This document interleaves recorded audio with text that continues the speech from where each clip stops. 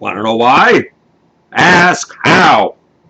Howard the Humongous. There is a historical force attempting to rise in the Middle East. It has been a mighty power in the past. It has been the biggest empire in the history of the world. It has had an empire 11 times the size of the conquests of Alexander the Great, 5 times the size of the Roman Empire, and 7 times the size of the United States. The British Empire of the 19th century, on which allegedly the sun never set, was puny compared to it. The imperialism of the West, which we are told is the most demonic force in the history of mankind, was a pygmy, a midget, compared to it. We are talking about the force of imperialist Islam. Imperialist Islam, where could that possibly be rising? It's rising on what was, until a few days ago, the border between Iraq and Syria.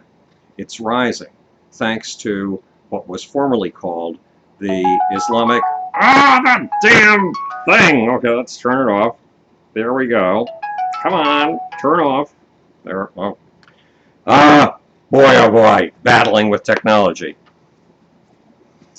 It's rising in the form of what has sometimes been called the Islamic State of Iraq and Syria, what has sometimes been called the Islamic State of Iraq and al-Sham, and what has sometimes been called the Islamic State of Iraq and Levant. In late June or early July, the ISIL, the ISIS, whichever you want to call it, renamed itself. It called itself simply the Islamic State. It did it for a reason. It had taken a swath of Syria and Iraq, the size of a small nation, and now it declared that it was a caliphate. What is a caliphate? A caliphate is the embryo of a one-world rule. A caliphate is the embryo of an empire that aspires to rule every single human on the face of planet Earth. Now that may seem a bizarre and absurd aspiration for a small militant group perched on a border as obscure as the border between Syria and Iraq. But it is not as silly as it seems. Not if you know your history. And Abu Bakr al-Baghdadi, the leader of the new Islamic State, the new caliphate, who has now been renamed Caliph Ibrahim, knows his history. He knows it better than you and I do. He knows it better than most so-called scholars of imperialism and so-called scholars of Middle Eastern history know it. And that history gives Caliph Ibrahim, Abu Bakr al-Baghdadi, a ferocious kind of strength, a kind of strength that is foreign, alien to you and me, and yet is designed to thrill souls, to absolutely thrill them, to lift them in ways that our souls in the West are never lifted. I want to read you some excerpts from the statement with which the Islamic State introduced itself and announced that it is now a caliphate and that Abu Bakr al-Baghdadi is now the caliph. See if you can spot the thrill beneath the words, the thrill that is attracting people to want to behead non-believers like you and me. Here it is. These are the original words. They are not easy to find, and I'll give you a little bit of explanation. First of all, we think of prophets in terms of the phrase that's used for Jesus, the prophet of peace. In militant Islam, in jihadist Islam, there is no such thing as a prophet of peace. The very phrase is a lie. Who says that? Ayatollah Khomeini, the founding father, the George Washington of the modern Islamic revolutionary state in Iran. Yes, the founding father in Iran says that those Christians, those barbarians, lie when they say that Jesus would turn the other cheek. Why? Because we in Islam know a truth those liars have covered up. All prophets are warriors. All of our great men, he says, were men who killed and were willing to be killed. They strapped on their swords and their armor, he says. That is the truth we know in Islam. So Jesus, because Jesus was a prophet, Jesus was obviously a warrior, and those Christians are obviously lying. So the statement in its opening paragraphs says, Muhammad is the one sent with the sword as a mercy to all creation. It's a very different kind of prophet than the kind that we think of. A prophet who is sent with the sword. And why is that a mercy to all creation? The sword is used to decapitate. The sword is used to remove arms and legs. The sword is made to inflict pain and loss upon human beings.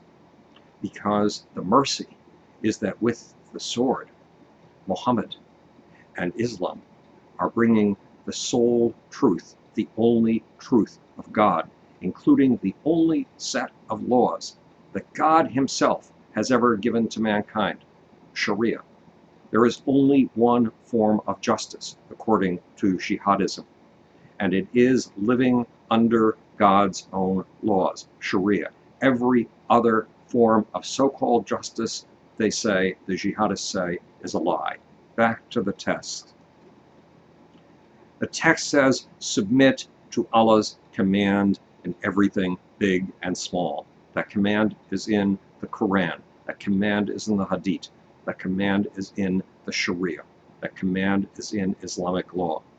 Without this condition being met, authority becomes nothing more than kingship, dominance, and rule, accompanied with destruction, corruption, oppression, subjugation, fear, and the decadence of the human being and his descent to the level of animals. In other words, your form of justice, my form of justice, the form of justice that later in this document is called the garbage of the West. This document calls democracy and secularism the garbage of the West. So those of us who live under this garbage I deeply believe in, garbage I hope you deeply believe in, we are living under destruction, corruption, oppression, subjugation, fear, and the decadence of the human being, according to the jihadists, according to the Islamic State. We are descending to the level of animals. No wonder Islam wants to liberate us. The Caliphate, the document says, is the succession for which the swords of jihad were unsheathed. Allah made leadership of the world and mastership of the earth for the Ummah. The Ummah is the body of Islamic believers. Again, Allah made leadership of the world and mastership of the earth for the Ummah. As long as the Ummah fulfilled the condition that they worship Allah and do not associate anything with Allah. Who associates other gods with gods? God, to use a common phrase in Islamism. Who associates others with God? Well, Christians do. They say that Jesus is the Son of God, and that Mary and Jesus, or Jesus and the Holy Spirit, are part of a Trinity. That means three gods. That is obviously, according to the jihadists, totally false, a corruption that must be wiped off the face of the earth. Back to Allah and his conditions for leadership of the world and mastership of the earth. Allah the Exalted sent his messenger, his prophet, while the Arabs were in the depths of ignorance and blinding darkness. They were the most naked, the hungriest, and the most backwards of peoples, sinking in depths of lowness. No one cared about them or gave them any regard. They submitted in humiliation to Khosrow, that's Chosroes, the emperor of Persia. One of the biggest empires in the history of humanity was the Persian Empire when Muhammad was first leading the Muslims, or the Arabs, to Islam. Again, the Arabs were in the depths of ignorance and blinding darkness. They were the most naked, the hungriest, and the most backwards of peoples, sinking in the depths of lowness. No one cared about them or gave them any regard. They submitted in humiliation to the Persian Empire and to the Roman Empire, to Khosrow and Caesar, yielding to the conqueror.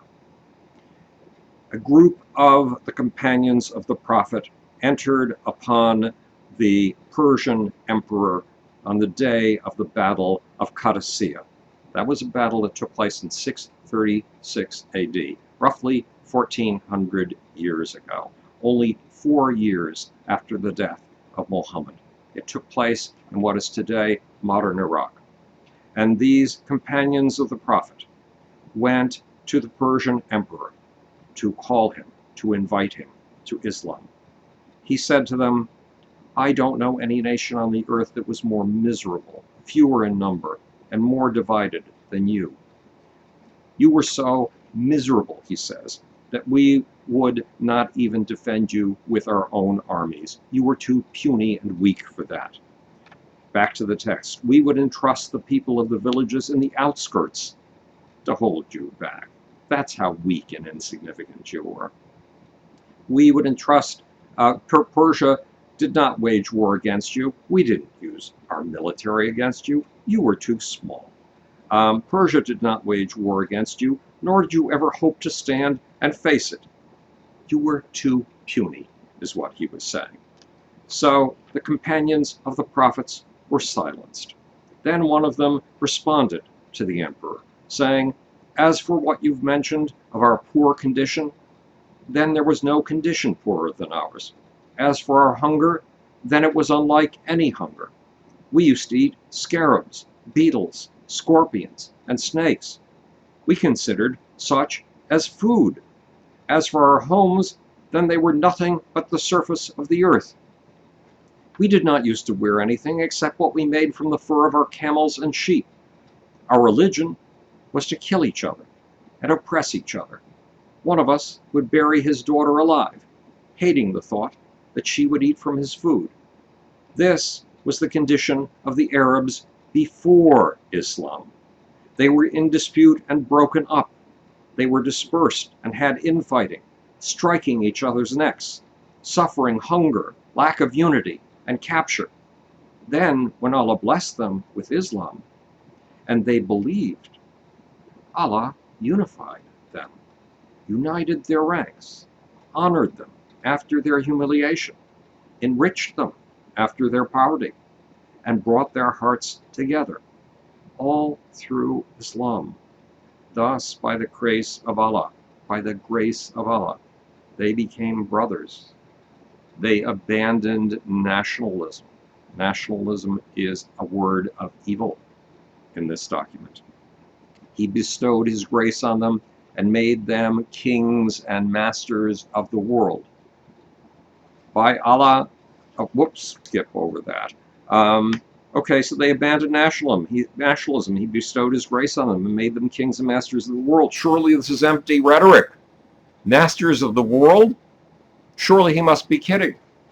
These are words uttered to an emperor before a battle that destroyed his empire and gave the entire Persian Empire to the Muslims.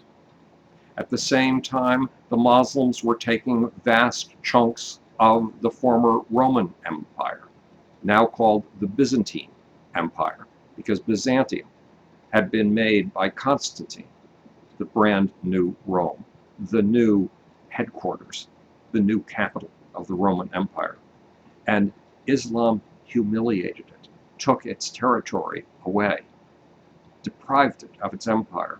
In fact, in 628 AD, 8 years before this confrontation between the companions of the Prophet and the Emperor of Persia, God sat Muhammad down, and he unrolled a scroll of the earth. And he said, all that is to the east shall be yours, and all that is to the west shall be yours. In other words, you will have the entire earth. And Muhammad took that seriously, and he sent out what were called the letters to the emperors. He sent 6 letters to the 6 biggest emperors of his day, and he invited them to Islam. But if they didn't accept his invitation, unfortunately the implication was he would be forced to use other means. Chosroes, the Persian emperor, who was defeated in 636, who would be defeated only 8 years later. Chosroes, according to Islamic sources, turned to his advisors and said, who is this letter from? Who is this Muhammad guy? And what people does he even come from? And the advisors said, Your Majesty, don't worry about it for a second.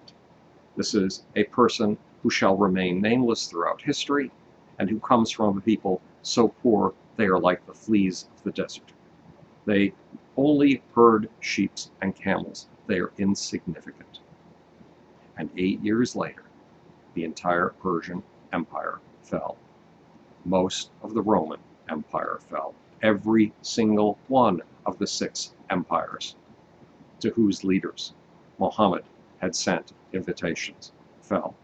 And within a relatively short amount of time, Islam had conquered a territory 6 times the size of, well, let's do that again, 11 times the size of the conquest of Alexander the Great, 5 times the size of the biggest empire of the West, the Roman Empire, and 7 times the size of the United States. And, okay, we'll go back to the text here. It says, this is from another text from the Islamic State. By Allah, we will take revenge. By Allah, we will take revenge, even if it takes a while. We have a statement that will cause the world to hear and understand the meaning of terrorism, and boots that will trample the idol of nationalism, destroy the idol of democracy, and uncover its, democracy's, deviant nature. Nationalism and democracy are deviant garbage, according to this document. Our dear Ummah, the best of peoples, Allah declares numerous victories for this Ummah to occur in a single year, which He does not grant others in many years or even centuries. This Ummah succeeded in ending 2 of the largest empires known to history in just 25 years. That's the Persian Empire and the Roman Empire. And then this Ummah spent the treasures of those empires on what? On jihad, on warfare, on liberating the earth in the path of Allah. They put out the fire of the Magians, the fire worshippers, that is, the Persians. They eradicated the Persian religion forever. And they forced the noses of the cross worshippers. That's the Christians. They forced the noses of the cross worshippers onto the ground with the most miserable of weapons and the weakest of numbers. In other words, though there were few of them, though they came from a pitiful background, they toppled superpowers. And that is what the Islamic State expects to do again. Yes, my Ummah, says the document, those barefoot, naked shepherds who did not know good from evil, nor truth from falsehood, filled the earth with justice after it had been filled with oppression and tyranny, and ruled the world for centuries. Yes, the Islamic Empire became a 13,500-mile swath that went all the way from Nigeria on the west coast, toward the west coast of Africa, to Indonesia and Malaysia within less than 150 years of Muhammad's death. With pitiful forces, it became mighty and overthrew superpowers. That is what the Islamic State and Abu Bakr al-Baghdadi expects to achieve again. Why? Because when you have God behind you, you can accomplish miracles. He says they ruled the world for centuries, neither through any means of strength that they possessed, or numbers that they commanded, nor through their wisdom, but rather through their faith. And he says, leadership will return to you. The God of this Ummah yesterday is the same God of the Ummah today, and the one who gave it victory yesterday is the one who will give it victory today. The time has come for those generations that were drowning in oceans of disgrace, being nursed on the milk of humiliation, and being ruled by the vilest of all people. After their long slumber in the darkness of neglect, the time has come for them to rise. The time has come for the Ummah of Muhammad, peace be upon him, to wake from its sleep, remove the garments of dishonor, and shake off the dust of humiliation and disgrace. For the era of lamenting and moaning has gone, and the dawn of honor has emerged anew. The sun of jihad has risen. The glad tidings of good are shining. Triumph looms on the horizon. The signs of victory have appeared. Crosses and graves are demolished. Prisoners are released by the edge of the sword. I appeared on Saudi television, one of about 30 to 40 appearances I've done so far, 2 days ago, and my producer, who is an Iraqi, said the remarkable thing is that in the Islamic State, in the state ruled by what was formerly known as ISIS, the Islamic State of Iraq and Syria, no one has to give bribes to the police. Everyone had to give bribes to the police under the al-Maliki Iraqi regime. No one has to bribe the military. Everybody had to bribe the military under the days of al-Maliki and the central regime, a regime that we have supported reluctantly and that Iran has basically used as a puppet regime. People have instant justice. If they have a dispute with their neighbor, they can get it adjudicated immediately. That's what the American Constitution promises, the right to a speedy trial. And it does not exist in the United States or in the West, because the West has profoundly bureaucratic injustice systems in which a case can drag on for 13 years and in which the poorer of the two in a case is bankrupted. In fact, both can be bankrupted. There is no justice, no swift justice in the West, but they are offering swift justice, though some of us might not regard it as justice when an arm is cut off in Iraq right now. They are offering an uncorrupt, stable state in which you can actually go down to the market and buy bread without fear of being blown up in a suicide attack. That is the appeal of the Islamic State, and people are rushing to its side. Sunni tribesmen who feel that they have been humiliated by the al-Maliki government, who feel that they have been ripped off by the al-Maliki government, who feel that they have been oppressed by the al-Maliki government, are rushing to the side of the Islamic State. But it is a bloody state. It announced itself in the very beginning with a video when it began to take huge territory in Iraq, with a video in which it broke into the bedroom of a police captain in his undershirt, sleeping in his bed, held him by his hair and his shoulders, and slowly, painfully, as he screamed and grimaced, sawed off his head. We make a big mistake in the West. We are West-ocentric. We think that only we have the power to achieve things. We think that we toppled our own World Trade Center, for example. we feel that only we could possibly have pulled off such a thing. We are wrong. There are other people in the world from cultures that we don't know who are just as capable as we are. And in the past, they have toppled arrogant, bloated, complacent superpowers like us. And they've done it almost overnight. I don't want to see that happen again. Democracy is important. Secularism is supremely important.